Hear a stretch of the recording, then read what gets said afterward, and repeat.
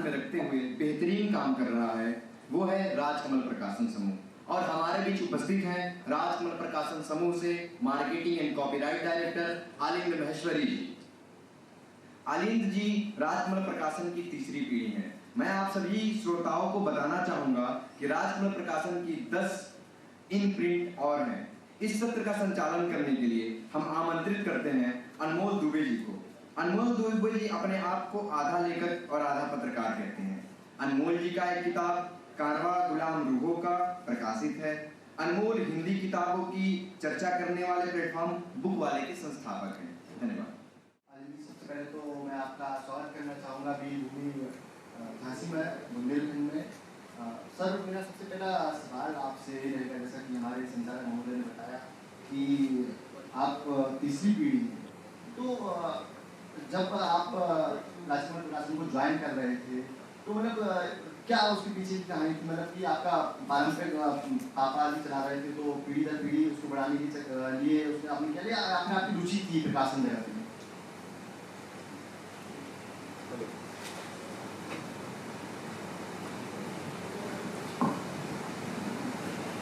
ये सवाल आपने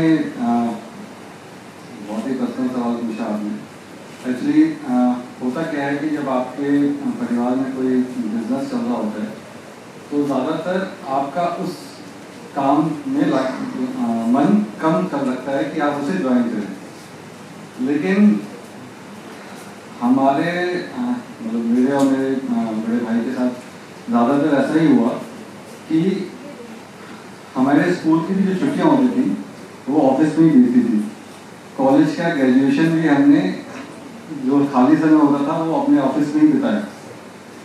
तो शुरुआत में तो कम था कि इसी पब्लिकेशन लाइन में जाना है, लेकिन धीरे धीरे जब वहाँ पे हम गए, वहाँ पे पूरा माहौल देखा, काम देखा, बड़े बड़े साहित्यकारों से मिले, बहुत अच्छे अच्छे लोगों से मिले, तो अपने आप एक इंटरेस्ट डेवलप होता गया। और फिर ये भी लगा कि जो हिंदी जगत का जो प्रकाशन है वो कहीं ना कहीं टेक्नोलॉजी के मामले में बहुत एक बड़ा गैप है। तो वो एक ज़रूरत लगी कि वहाँ पे काम करने की ज़रूरत है और हमारा इंटरेस्ट है। तो फिर वहाँ से हमने मतलब मैंने काम करना शुरू किया और उसको फिर आगे बढ़ाया। और इंटरेस्ट फिर धीरे धीरे जब आपको काम में मन लगना शुरू होता है तो अपने आप आपका इंटरेस्ट आता है। कई सारी चीज़ें आप खोजते हैं, कई सारी चीज़ें आपको नहीं पता चलती हैं, तो धीरे धीरे इस तरीके से काम की शुरुआत हुई। अली जी, जैसे कि आपने बताया कि डिजिटल दौर आ रहा था तो आप चाह रहे थे कि डिजिटल दौर के साथ किताबें भी, तो जैसा कि हम देख रहे हैं कि आजकल ऑडियो बुक या फिर किंडल बुक का चलन बहुत ज़्यादा आ गया है। किंडल बुक्स व्यक्ति बहुत पढ़ता है, किंडल ने अपना डिवाइस भी निकाला है जिससे कि किताबें ज़्यादा पढ़ता है, वो सस्ती भी पड़ जाती है, तो उसका चलन ज़्यादा चल रहा है। तो ऐसे में क्या पेपर बेस्ड किताबें रहेंगी भविष्य में? कहीं ऐसा समय तो नहीं आएगा कि पेपर बेस्ड किताबें खत्म ही हो जाए? इस पर आप क्या कह रहे हैं? नहीं, ये सवाल तो कभी आएगा ही नहीं और कभी हमने इस बारे में सोचा नहीं कि फिजिकल बुक्स खत्म हो जाएंगी। फिजिकल बुक्स हमेशा पहले से थी और आज भी हैं, आगे भी रहेंगी। ई बुक्स और ऑडियो बुक्स का चलन ज़रूर आ गया है। उसको ये पेंडेमिक के दौरान ये ज़रूर हुआ कि ई बुक्स का जो रीडरशिप थी वो बढ़ी, लेकिन वो सिर्फ एक शॉर्ट पीरियड के लिए था। उसके बाद फिर से फिजिकल बुक्स की ही मांग ज़्यादा है और बुक सेलर्स जैसे जैसे वापस खुले तो फिजिकल बुक्स की ही सेल बढ़ी। और ऑडियो बुक्स का एक ज़रूर एक पूरा अलग मार्केट है, क्योंकि जिन लोगों को समय नहीं मिल पाता फिजिकल बुक्स पढ़ने का, इतना समय नहीं दे सकते या इतने सारे डिस्ट्रैक्शन या ओटीटी प्लेटफॉर्म्स आ गए हैं जिसमें उनका कॉन्सेंट्रेशन नहीं लग पाता, उसके लिए ऑडियो बुक्स एक बहुत अच्छा माध्यम है कि साहित्य उन तक पहुँचे। मतलब हमारा मोटिव ये है कि लोगों के पास साहित्य पहुँचे, चाहे वो मोड ऑफ फॉर्मेट कोई भी हो, चाहे वो ई बुक हो, चाहे फिजिकल बुक हो, चाहे ऑडियो बुक हो। और ई बुक को हम इस तरीके से लेते हैं कि वो फिजिकल बुक की एक एक्सटेंशन है, वो उसके प्रचार में ज़्यादा मदद करती है, चाहे उसकी रीडरशिप कम हो चाहे ज़्यादा हो। तो उससे फिजिकल बुक्स के बारे में लोगों तक पहुँचाने का एक माध्यम है जो देश विदेश आसानी से पहुँचाया जा सकता है। मेरा अगला सवाल भी आपसे इससे जुड़ा रहेगा। जैसे कि आप हम लोग जानते हैं कि राजकमल पब्लिकेशन ट्रेडिशनल पब्लिकेशन है, सेल्फ पब्लिकेशन नहीं करता। तो ऐसे में क्या होता है, सेल्फ पब्लिशिंग वाले तो आपसे पैसा लेते हो, आपको छाप देते हैं, उनकी कोई समस्या नहीं होती है, ना प्रिंटिंग की समस्या होती है कि प्रिंटिंग उनका कैसा लग रहा है या नहीं लगता है। लेकिन आप लोगों के साथ एक समस्या मैंने देखी है सर, जो प्रोफेशनल पब्लिकेशन वाले होते हैं उनके साथ समस्या होती है कि उनको अपना पैसा लगाना पड़ता है, चाहे वो बुक की प्रूफ रीडिंग में हो, चाहे कवर डिजाइनिंग में हो, चाहे प्रिंटिंग में हो। तो ऐसे में इस चीज़ का आप लोगों को कितना खतरा रहता है कि किताब बिकेगी या नहीं बिकेगी, और कितनी चुनौतियाँ हैं इस चीज़ के लिए? ये समस्या नहीं है, ये काम करने का एक तरीका है कि हर एक इंडस्ट्री में बहुत सारे तरीके होते हैं काम करने के। कोई आपसे एडवांस लेके काम करता है, आप पेमेंट आप पहले किताबें देते हैं, फिर आपको पेमेंट आती है, तो इसको मैं समस्या के तौर पर नहीं लेता। लेकिन हाँ, ये ज़रूर है कि इसमें हमें पहले पूंजी लगानी होती है, और इसी के लिए हमारे एडिटोरियल टीम होती है जो किताबों की गुणवत्ता देखती है, किताब कैसे लिखी गई है, उस पर काम होता है, और उसके बाद उसको उसके अच्छे प्रोडक्शन के साथ उसे हम पब्लिश करते हैं, फिर उसकी मार्केटिंग करते हैं। सेल्फ पब्लिशिंग ये है कि ज़्यादातर प्लेटफॉर्म पे ऐसा देखा गया है कि कुछ भी हो वो पब्लिश कर देते हैं, क्योंकि उनमें उनकी पूंजी नहीं लगी होती है, ना ही उन पर कोई जिम्मेदारी होती है। तो ये एक मौलिक डिफरेंस है ट्रेडिशनल और उसमें। तो हाँ, रिस्क ऑब्वियसली इसमें ज़्यादा होता है, क्योंकि आप बहुत तरह की इसमें टीम डेवलप करते हैं, बहुत तरह से कंटेंट डेवलप करते हैं, प्रोडक्शन और डिज़ाइनिंग का खर्चा, मार्केटिंग का खर्चा। लेकिन हम उतने ही मजबूती के साथ और उतने ही विश्वास के साथ ये कह सकते हैं कि जो किताबें हम छाप रहे हैं, वो किताबें आपको पढ़नी चाहिए, या वो किताबें इस लायक हैं कि वो आप पढ़ सकते हैं, क्योंकि उसमें किसी तरह की अशुद्धियाँ नहीं हैं, किसी तरह का मिसप्रिंट कम से कम कोशिश करते हैं कि ना हो, लेकिन जब भी टेक्नोलॉजी की वजह से कई बार हो जाता है, तो उसमें हम पूरे विश्वास के साथ रखते हैं जो हम ला रहे हैं वो बहुत अच्छा लगता है। इसका मैं आपसे जानना चाहूँगा, जैसे आपने बताया कि आपका जो संपादकीय टीम है, एडिटोरियल टीम, वो किताबें चुनती है, उसकी प्रोसेस क्या होती है, किस तरीके से एडिटोरियल टीम आपकी किताबें चुनती है? क्या उनका एक फिक्स क्राइटेरिया है कि वो इस तरह की किताबें छापेंगे, या ओपन टू किसी तरह की किताबों को चुनने के उनका कुछ अलग सा क्या क्राइटेरिया होता है?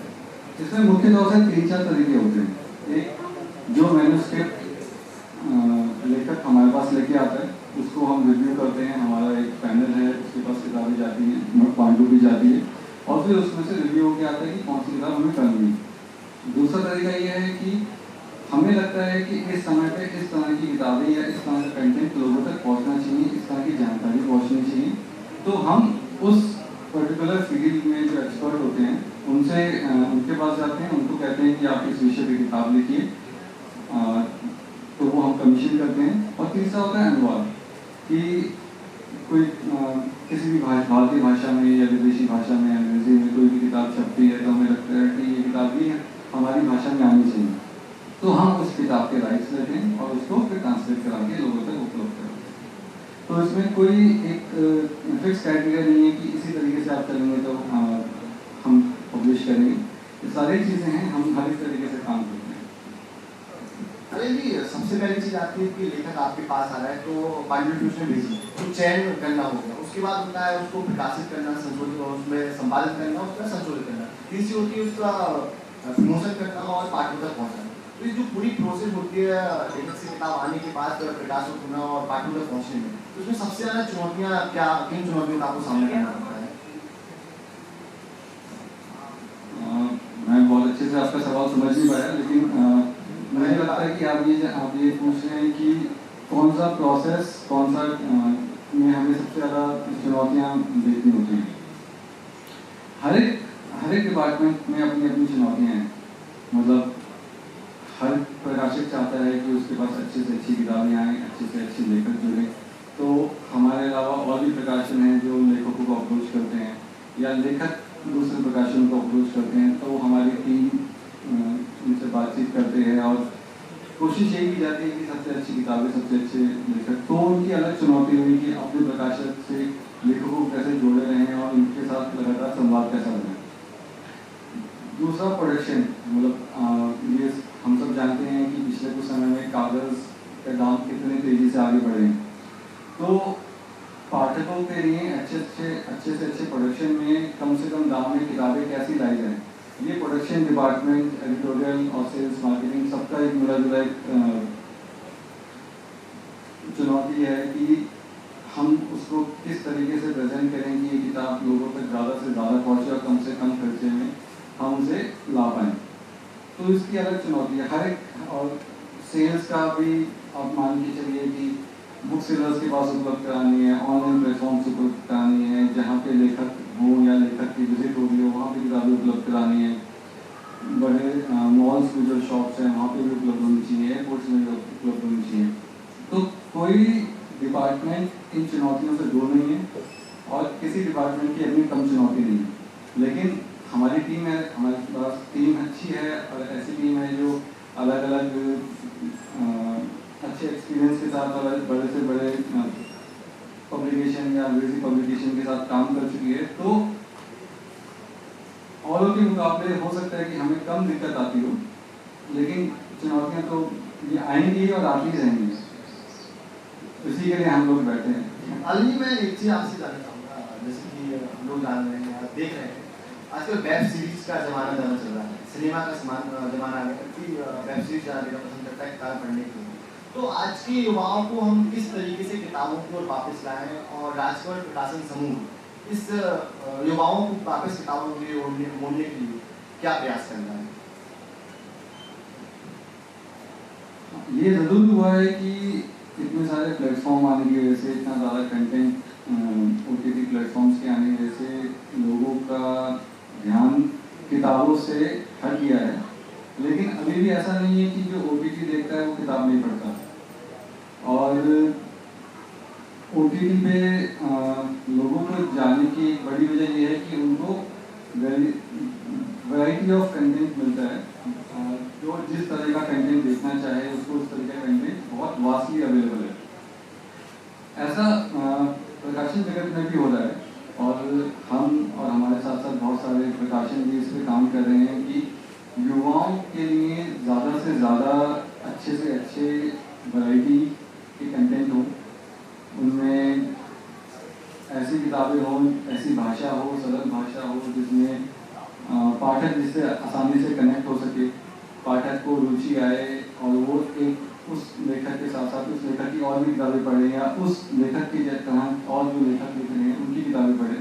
और रीडरशिप जो हमें लगता है कई बार कि कई लोग इस तरह की बात पूछते हैं कि रीडरशिप पहले से कम हुई है क्योंकि मोबाइल और OTT ये सब डिस्ट्रैक्शन की वजह से, लेकिन हमारा मानना है कि रीडरशिप पहले से बढ़ी है। क्योंकि हम बहुत से मेलों में जाते हैं, ऑनलाइन सेल देखते हैं, बुक सेलर्स की सेल देखते हैं, तो हमें पता चलता है कि पहले के मुकाबले जो युवा पीढ़ी है वो किताबों की तरफ ज़्यादा आकर्षित हुई है और ज़्यादा पढ़ रही है। और उसकी एक वजह यही है कि वैरायटी ऑफ कंटेंट जो हिंदी में बढ़ा है उसकी वजह से।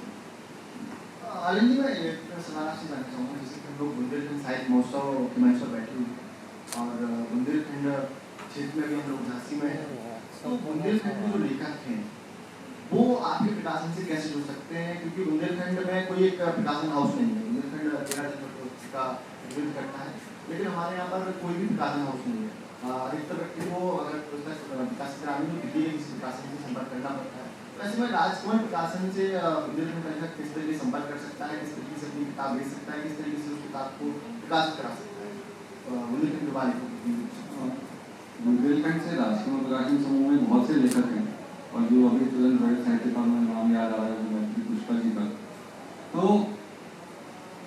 अब टेक्नोलॉजी ऐसी हो गई है कि मुझे लगता नहीं कि कहीं पे भी अगर चाहे वो हिंदी भाषी क्षेत्र हो चाहे वो गैर हिंदी भाषी क्षेत्र हो, कहीं पे भी किसी को भी किसी से भी संपर्क करने में कोई दिक्कत होनी चाहिए। सोशल मीडिया है, ईमेल है, टेलीफोन है, आप किसी भी तरीके से हमसे संपर्क कर सकते हैं। ये बात आपसे मुझे पता चला और ये बात सच में बहुत दुखद है कि बुंदेलखंड में कोई भी प्रकाशन संस्थान नहीं है ऐसा कि जहाँ पे लेखक चाहे और किताब प्रकाशन की बात कर सके। ये तो सच में बहुत दुखद है। तो हमारे प्रकाशन से आप मेल के थ्रू, फ़ोन के थ्रू या कभी भी आपका दिल्ली आना हो वहाँ पे भी आप अपना मैन्युस्क्रिप्ट सबमिट कर सकते हैं और हमें बहुत खुशी होगी कि बुंदेलखंड से ज़्यादा साहित्य हमारे पास आए और हम उसे प्रकाशित करें।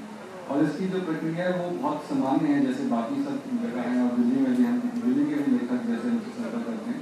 आप हमें हमें मेल भेजिए और मेल पे अपनी किताब का सिनॉप्सिस भेजिए, अपने बारे में थोड़ा बहुत भेजिए, एक आध चैप्टर भेज सकते हैं अगर आप चाहें तो, और हमारी तरफ से 2 महीने के अंदर अंदर आपको उसकी प्रतिक्रिया मिलेगी कि वो किताब हम प्रकाशित कर सकते हैं या नहीं कर सकते हैं, या इसमें किन सुधारों के साथ हम उसे प्रकाशित करना चाहेंगे। अनिल जी, मैं एक पर्सनल सवाल जानना चाहूँगा। जैसे कि हमारे संचालक महोदय ने बताया कि मैं दोबारा हिंदी किताबों का प्रचार करता है, हिंदी किताबों की चर्चा करता है, कैसे प्रकाशित करता है। तो जैसा कि हम लोग बुकवाला चलाते हैं, तो बुकवाला या ऐसे अन्य प्लेटफॉर्म जो भी हैं, तो किस तरीके से वो हिंदी किताबों को प्रमोट करने में आप लोग मदद कर सकते हैं, या किस तरीके से हम लोग कुछ काम कर सकते हैं जिससे हिंदी के पाठक बने और नए जो युवा हैं वो जुड़े। आपकी तरफ से कुछ सुझाव? मैं तो आपसे मिलना ही चाहता था, क्योंकि जब मैंने फेसबुक पे देखा था बुकवाला, तो एक्चुअली ट्विटर पे मेरा हैंडल बुकवाला के नाम से है, तो मैंने देखा था कि एक और बुकवाला है, देख के मुझे बड़ा अच्छा लगा, और मैंने सोचा कि कभी आपसे बात होगी, कभी मुलाकात होगी। तो हमें तो बहुत खुशी होगी कि ज़्यादा से ज़्यादा प्लेटफॉर्म हमसे जुड़ें, हमारे किताबों का प्रचार करें, लोगों तक पहुंचाने में उसकी मदद करें। तो ये आप हमें ज़्यादा अच्छा बताएंगे कि आप किस तरह की किताबें, जो आपके फॉलोअर्स हैं, जिस तरह के आप कंटेंट आपके पेजेस में या आपके जो आप पोस्ट करते हैं पढ़ा जाता है, तो आपको किस तरह का कंटेंट चाहिए ताकि आपको मदद मिल सके। क्योंकि हमारे पास तो 5 से 10 हज़ार किताबें हैं, हम आपको सब भेजेंगे, ना आप उसका प्रचार कर पाएंगे, ना उस पर आप फोकस कर पाएंगे। तो हमारे लिए अच्छा ये होगा कि इस तरह के प्लेटफॉर्म जितने भी हैं, वो हमें बताएं कि आपको किस तरह के लेखक, किस तरह का साहित्य आप अपने प्लेटफॉर्म से प्रचार करना चाहेंगे, तो हम उसके अनुसार अपनी सूची, अपनी किताबें आपको उपलब्ध कराएंगे, ताकि हम लोग साथ मिलकर किताबों का साहित्य का प्रचार करें। अनिल जी, जैसे कि आज हमारे सत्र का विषय था प्रकाशन कल, आज और कल, तो हमने देखा कि पुराने ज़माने में या पुराने समय में किताबों का बहुत चलन था, लोग बहुत किताबें पढ़ते हैं। आज के समय में किताबें भी पढ़ रहे हैं, और आने वाले समय में भी जैसे कि आप बताया किताबें पढ़ेंगे। तो आप इस शब्द को या इस शब्द की विषय है इसको किस तरीके से देखते हैं, प्रकाशन कल, आज और कल? इस विषय को किस तरीके से देखते हैं?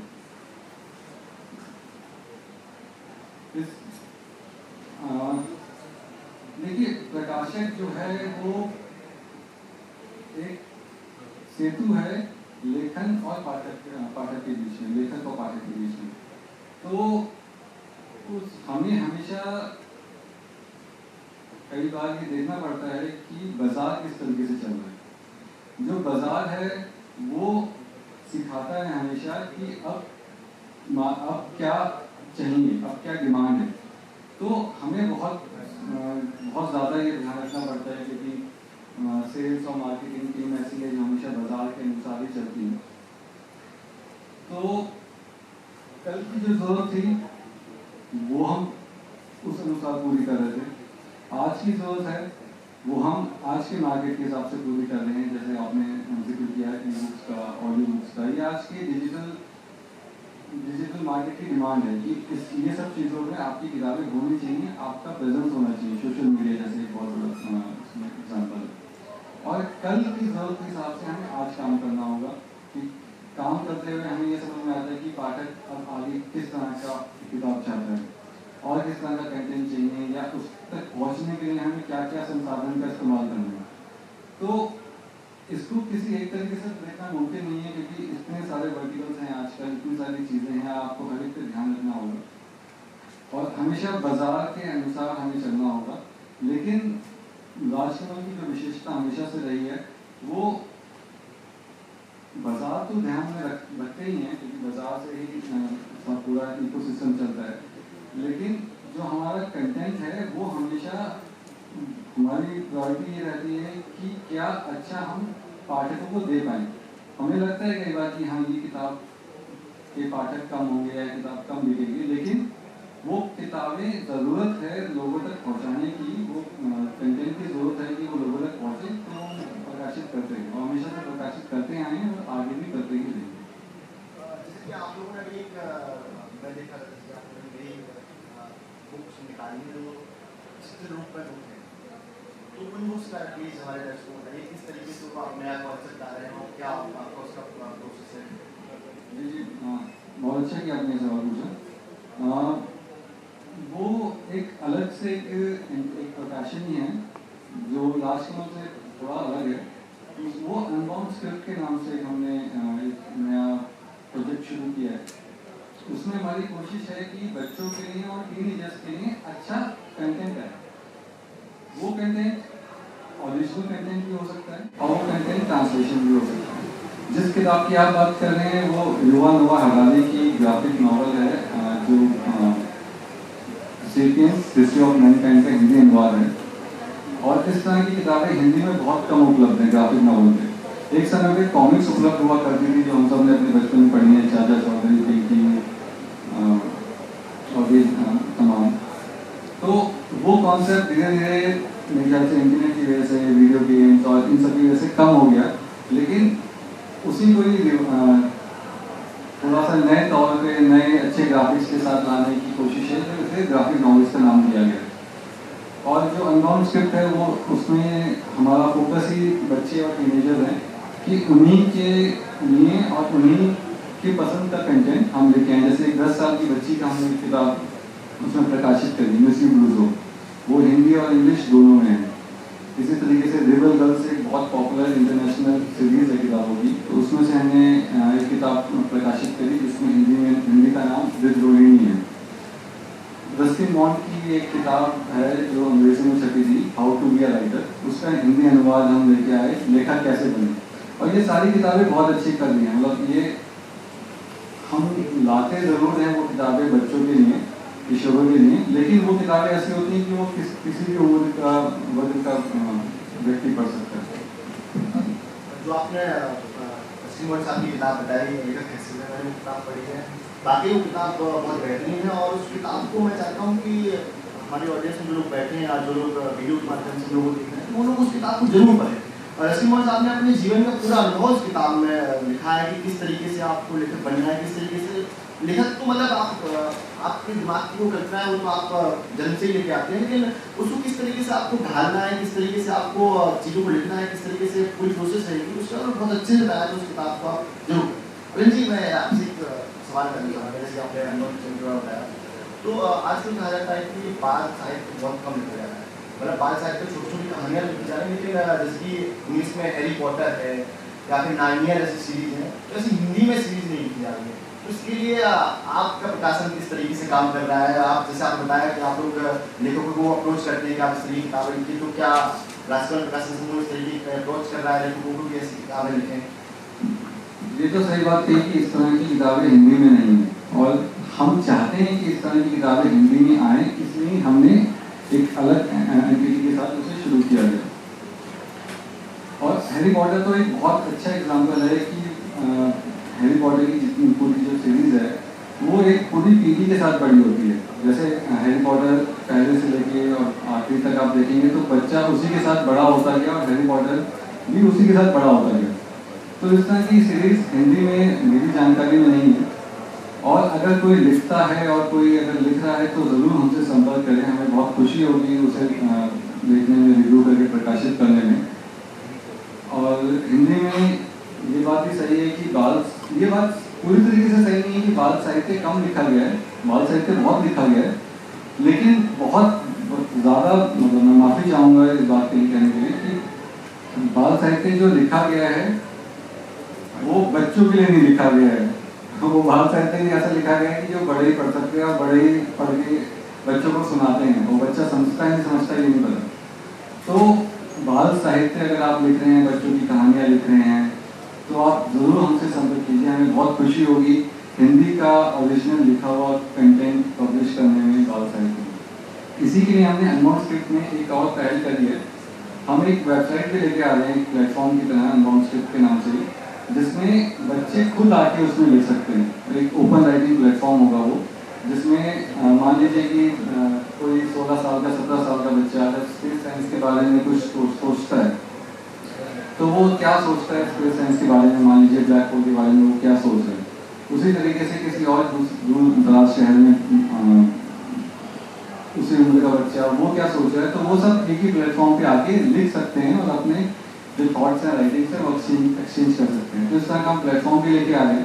तो जो बच्चे हैं वो उस प्लेटफॉर्म पे आके लिखें, जैसे हमारी टीम रिव्यू करेगी और फिर पब्लिश करेगी ऑनलाइन। और अगर आप लोग उन्होंने कोई कहानी है जो बच्चों के लिए पढ़ी जानी चाहिए, चाहे वो फैंटेसी हो, चाहे वो किसी भी तरह किसी भी विधा में, तो ज़रूर मुझसे संपर्क करें। अनिल जी, जैसे हमारा समय समाप्त होने के बाद मैं आपसे चाहूँगा कि जो हमारे दर्शक और लेखक या पाठक हमारे सामने बैठे हैं या जो हमें देख सुन रहे हैं वीडियो के माध्यम से, उनके लिए कोई आपकी तरफ से एक संदेश मैसेज? मेरी तरफ से एक यही निवेदन है आप सबके लिए कि कोशिश कीजिए इसे पूर्ण तरीके से अपनाइए कि किताबें जो प्रकाशित होती हैं प्रकाशन की तरफ से, ओरिजिनल जो किताबें होती हैं उसे ही पढ़ें, पायरेसी ना करें, ना कहीं ऑनलाइन वेबसाइट से डाउनलोड करें, ना ही किसी सस्ते संस्करण की वजह से, सस्ते दाम में मिलने की वजह से वो किताबें आप कहीं से भी खरीदें। क्योंकि किताबें अगर आप खरीदेंगे तो वो आपके लिए तो हो सकता है कि 150, 200, 250 रुपये का ही आपका आप मूल चुकाएं, लेकिन उस मूल से एक बहुत बड़ी चेन कर दी हुई है।